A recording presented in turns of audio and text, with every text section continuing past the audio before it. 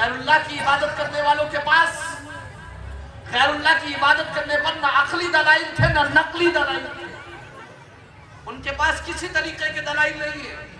نہ عقلی دلیل سے وہ غیر اللہ کی عبادت کو ثابت کر سکتے ہیں نہ کسی نقلی دلیل سے وہ غیر اللہ کی عبادت کو ثابت کر سکتے ہیں. کسی آسمانی کتاب سے وہ غیر اللہ کی عبادت کا ثبوت نہیں دے سکتے.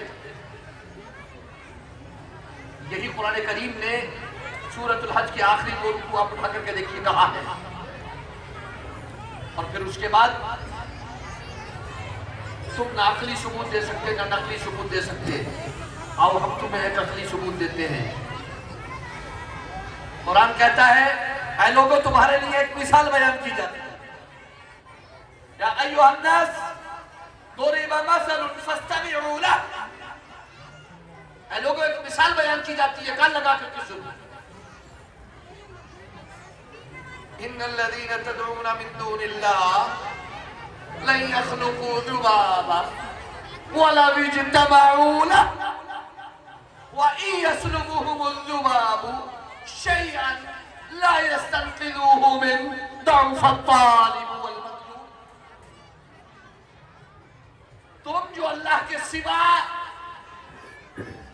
پوجا کرتے ہو پرستش کرتے ہو عبادت کرتے ہو تم جو غیر اللہ کی عبادت کرتے ہو پوجا کرتے ہو پرستش کرتے ہو اسے لائق عبادت جانتے ہو اسے لائق پوجا لائق پرستش جانتے ہو غیر اللہ کو کبھی پتھر کی شکل میں کبھی تانبے کی شکل میں کبھی پیتل کی شکل میں کبھی لکڑی کی شکل میں کبھی دریا کی شکل میں کبھی پہاڑ کی شکل میں کبھی سورج کی شکل میں کبھی چاند کبھی تاروں کی شکل میں تو کبھی آسمان کی شکل میں تو کبھی زمین کی شکل میں. تم جو یہ ساری غیر اللہ کی پوجا اور پرستش کرتے ہو جانتے ہو لَن يَخْلُقُوا ذُبَابًا وَلَوِ اجْتَمَعُوا لَهُ. اگر یہ سارے بھی جمع ہو جائیں تو ایک مکھی پیدا نہیں کر سکتے.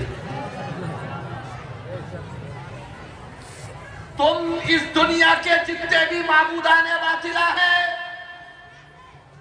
جتنے بھی تم نے معبود بنا رکھے ہیں وہ چاہے کسی بھی دھات کے ہو تم سب کو جمع کر لو اگر یہ ایک مکھی پیدا کر دے تو بتا دو.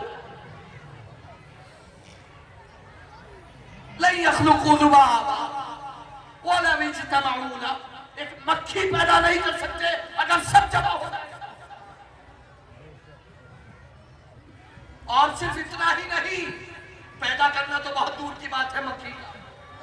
وَإِن يَسْلُبُهُمُ الذُّبَابُ شَيْئًا لَا يَسْتَنقِذُوهُ مِنْهُ. تم جو ان پہ شہد اور زعفران چڑھاتے ہو ملتے ہو اگر مکھی وہ شہد اور زعفران میں سے کچھ چاٹ کے چلی جائے تو یہ وہ بھی نہیں بچا سکتے.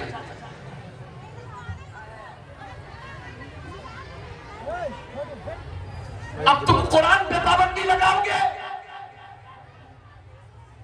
یہ قرآن ہے یہ تقریر نہیں ہے یہ قرآن ہے.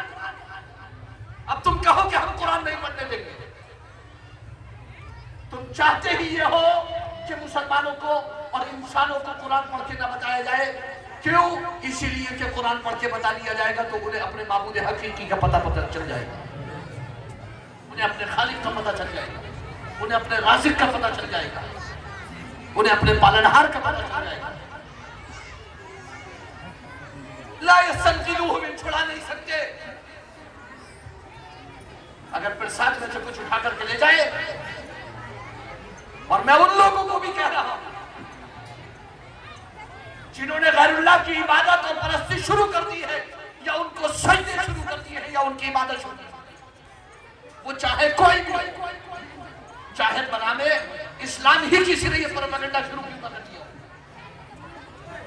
چاہے معاذ اللہ رب العالمین کسی نے کوئی مزار یا درگاہ کی صورت میں ہی کوئی ایسا شر پھیلانا شروع نہ کر دیا ہو مسلمانوں کے درمیان.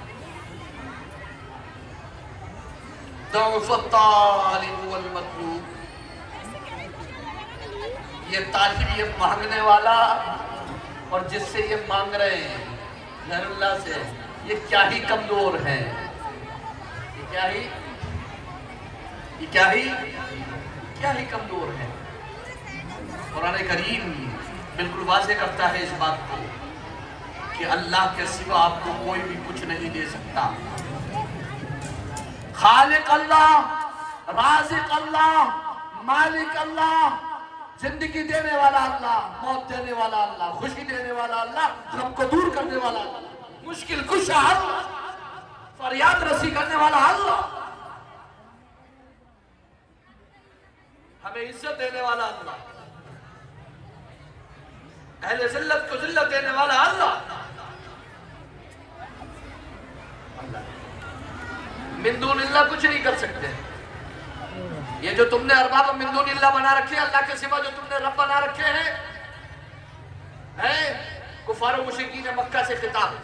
आप देखिए, अहले मक्का को देखिए, लात को देखिए, गुबल को देखिए, उस्सा और मनात को देखिए। ये बड़े बड़े बुत थे वहां के, मक्के के।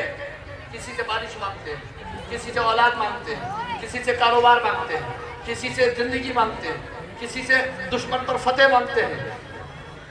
इनमें से कोई भी तुम्हें कुछ देने वाला नहीं है। देने वाला अल्लाह, देने वाला अल्लाह। ये अकीदा तौहीद बिल्कुल वाज़ेह है, क्लियर है, इसमें कोई डाउट नहीं है। देने वाला सिर्फ अल्लाह, मालिक सिर्फ अल्लाह, राज़िक़ सिर्फ अल्लाह। कुरान करीम ने बिल्कुल वाज़ेह तौर पर हमें कहा, पहली वही नाज़िल हुई, इक़रा बिस्मि रब्बिक, पढ़िए अपने रब के नाम से। रब के नाम से पढ़िए, हाँ रब के नाम से पढ़िए। सिर्फ ये नहीं कहा गया है कि अल्लाह के नाम से पढ़िए। जैसे बिस्मिल्लाह में है बिस्मिल्लाहिर्रहमानिर्रहीम, अल्लाह के नाम से पढ़ता हूँ, ये शुरू करता हूँ। इक़रा बिस्मिल्लाह नहीं कहा गया, कहा गया इक़रा बिस्मि रब्बिक, पढ़िए अपने रब के नाम से। क्यों? क्योंकि रब बना रखे थे बहुत सारे उन्होंने। पहली ही वही में बताया गया कि उस रब के नाम से पढ़िए जो खालिक है, मखलूक नहीं।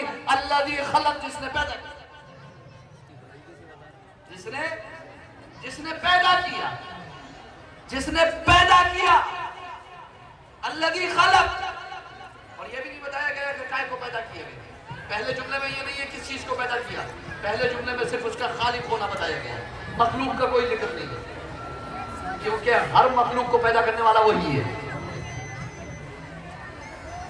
अल्लाह के सिवा जो कुछ है उसे आलम कहते हैं, और आलम का खालिक अल्लाह। आलम का खालिक अल्लाह, आलम का पैदा करने वाला अल्लाह।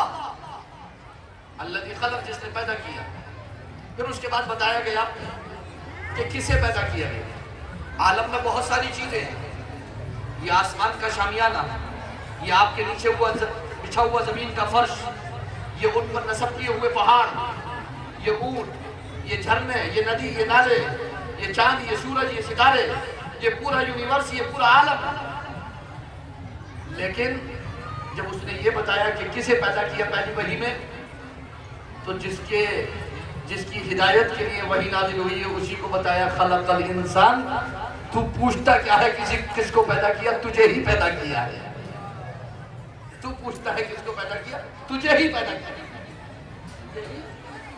बाकी चीजें तो तू बना रहा है, अल्लाह की दी हुई ताकत और कुदरत से बहुत सारी चीजें तू बनाता रहता है, मगर तुझे पैदा करने वाला कौन है? अल्लाह। और पैदा भी कैसे किया? तू देख तो कैसे पैदा किया। कोई है जो पैदा कर दे? खलक़ल इंसान मिन अलक़, एक लोथड़े से पैदा किया है, एक लोथड़े से पैदा किया। कोई है? कोई पैदा कर सकता है? सूरत रूम का रुकू नंबर 3, पूरा रुकू पढ़िए, अल्लाह की निशानियों से भरा हुआ है। और अल्लाह की निशानियों में से ये, और अल्लाह की निशानियों में से ये, और अल्लाह की निशानियों में से ये, और अल्लाह की निशानियों में से ये, अल्लाह की निशानियों में से ये है, अल्लाह की निशानी। पूरा रुकू अल्लाह की निशानियों से भरा हुआ है।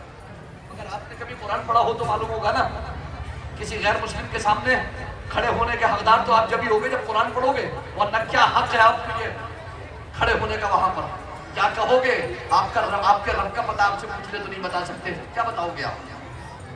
क्या बात कर रहे हो आप? बहुत बेशक आप अपने कारोबार में मसरूफ हो, बेशक आप अपनी जिंदगी में मसरूफ हो, आपके बीवी बच्चे हैं, आपके बहन भाई हैं, आपके माँ बाप हैं, आपका घर बार है, आपका कारोबार है, आपके बहुत सारे मामलात हैं, जिंदगी की उलझने हैं, परेशानियां हैं, मुसीबतें हैं, तकलीफें हैं। उन्हीं में तो लगे हुए हो आप, उन्हीं में तो हो रातों दिन आप। उसके सिवा आपको कोई मौलवी, कोई आलिम, कोई मुफ्ती किसी और काम के लिए बुला रहे हैं आपको? نہیں بلا رہے آپ، کسی کام کے لیے آپ کو نہیں بلایا جا رہا ہے. آپ تو دن بھر اپنی مصروفیات میں ہو، اپنی تگ و دو میں ہو، اپنی کوششوں میں ہو، اپنی کاوشوں میں ہو. سب کچھ تو آپ اپنے لیے کر رہے ہو. رات و دن آپ کا اپنے لیے ہے. مگر جس وقت آپ سے کوئی غیر مسلم سوال کر لے کہ میرے پیارے بھائی ذرا مجھے اپنے رب کا پتہ بتانا، میں بھی ملاقات کرنا چاہتا ہوں، آپ کیا کہو گے؟ ہمیں تو خود نہیں پتہ ہے. ہمیں کیا پتہ، ہمیں تو پتہ ہی نہیں ہے. ہم کیا بتائیں اپنے رب کے بارے میں، کیا بتائیں اپنے نبی کے بارے میں، کیا بتائیں جنت کے بارے میں، دوزخ کے بارے میں، حشر کے بارے میں، نشر کے بارے میں، کیا بتائیں دنیا کے بارے میں، اور کیا بتائیں عقبہ کے بارے میں. ہمیں کیا پتہ کہ عقبہ کیا ہے، ہمیں کیا پتہ کہ کیا چیزیں ہیں اور آخرت میں کیا ہے، کیا معاملات ہیں. ہمیں تو پتہ ہی نہیں ہے کیونکہ ہم نے کبھی قرآن پڑھا ہی نہیں ہے. کوئی جواب نہیں ہے قیامت کے دن آپ کے پاس اس بات کا جو اردو میں ترجمہ کر دیا گیا، انگلش میں ترجمہ کر دیا گیا، ہندی اور سندھی اور پنجابی میں ترجمہ کر دیا گیا، مگر اس کے باوجود 60 سال کی زندگی میں آپ کو فرصت نہیں ملی قرآن کو لحم سے لے کر والناس تک پڑھنے کی. ترجمہ ریکارڈ کر دیا گیا، پڑھنا نہیں آتا ہے، سننا تو آتا ہے، سن سکتے ہو مگر سننے کی بھی توفیق نہیں ہوئی. پوری زندگی گزار دی. آپ کو کیا لگتا ہے 5 وقتہ نماز پڑھ کے آپ یہ سمجھتے ہو کہ آپ نے دین پہ، اسلام پہ بہت بڑا احسان کر دیا ہے، کہ آپ بہت بڑے دیندار بن گئے ہو؟ ایک انسان کی زندگی ہوتی ہے 63 سال کی، مثال کے طور پر. ایک کیلکولیشن، چھوٹی سی کیلکولیشن ہے، یہاں بہت پڑھے لکھے لوگ بھی موجود ہوں گے، وہ کیلکولیشن آسانی سے کر سکتے ہیں. CBSE بورڈ سے، انگلش میڈیم سے بھی پڑھنے والے بچے موجود ہوں گے، میتھمیٹکس سے بہت تعلق رکھنے والے لوگ موجود ہوں گے. ٹھیک ہے، بہت اچھا ہوگا ان کا. ٹھیک ہے، حساب کتاب گھڑی ان کا بہت اچھا ہوگا، کیلکولیشن ان کی اچھی ہوگی، وہ کر سکتے ہیں. ایک انسان کی زندگی 63 سال کی ہوئی، مثال کے طور پر، فار ایگزامپل 63 سال کی اس کی زندگی ہوئی. 63 ایئرس اس نے اپنے گزارے اس دنیا کے اندر. 63 سال کی زندگی میں ایک کیلکولیشن چھوٹی سی کرتے ہیں کہ اس نے خدا کے لیے اور دین کے لیے کتنا وقت دیا. بہت زیادہ 5 وقتہ نماز پڑھنے والوں کو بھی اس بات کا غرہ ہے کہ ہم بہت بڑے دیندار ہیں اور ہم تو بہت کچھ کرتے ہیں دین کے لیے. 63 سال کی جس انسان کی زندگی، عورتیں خاص طور سے سنیں کیونکہ ان کا معاملہ الگ ہے. انہیں تو ویسے ہی حدیث شریف میں کچھ باتیں ارشاد فرمائی گئی ہیں، انہیں تو ویسے ہی اپنے دین پر بہت دھیان دینا چاہیے. 63 سال کی جس انسان کی زندگی ہوئی، نارمل اسکیل، جو زندگی گزارنے کا جو لائف اسٹائل ہے آپ کا، اور جو ہونا چاہیے ایک نارمل، وہ کیسا ہونا چاہیے؟ وہ گورنمنٹ کے جو ڈپارٹمنٹ ہے اس سے بھی آپ کو پتہ چل جائے گا. ریلوے ڈپارٹمنٹ ہے آپ کا، ایئرپورٹ ہے، اس کے علاوہ اور گورنمنٹ کے ڈپارٹمنٹ ہے. وہاں جو ڈیوٹی لگتی ہے 24 گھنٹے میں 3 ڈیوٹیاں لگتی ہیں، 8-8 گھنٹے کی 3 ڈیوٹیاں ہوتی ہیں. 8-8 گھنٹے کی، 8 گھنٹے میں شفٹ چینج ہو جاتی ہے. 8 گھنٹے ایک بندہ کام کرے گا، اس کے بعد اگلے 8 گھنٹے دوسرا بندہ، اور اس کے بعد اگلے 8 گھنٹے، کیونکہ ایک انسان کی لگاتار کام کرنے کی ایک جو کیپیسٹی ہے، وہ کیپیسٹی اس کی جو ہے وہ 8 گھنٹے کی ہے. 8 گھنٹے اچھے سے ذہنی توانائی کے ساتھ دل دماغ کو حاضر رکھ کے وہ اچھے سے کام کر سکتا ہے. 8 گھنٹے لگاتار وہ کام کر سکتا ہے بڑھیا کر کے. اس کے بعد پھر تھکن محسوس کرنے لگتا ہے، اس کو آرام کی ضرورت محسوس ہوتی ہے. Normal scale. اور ڈاکٹرز کے مطابق یا حکیموں کے مطابق یہ بھی ایک اتفاقی امر ہے کہ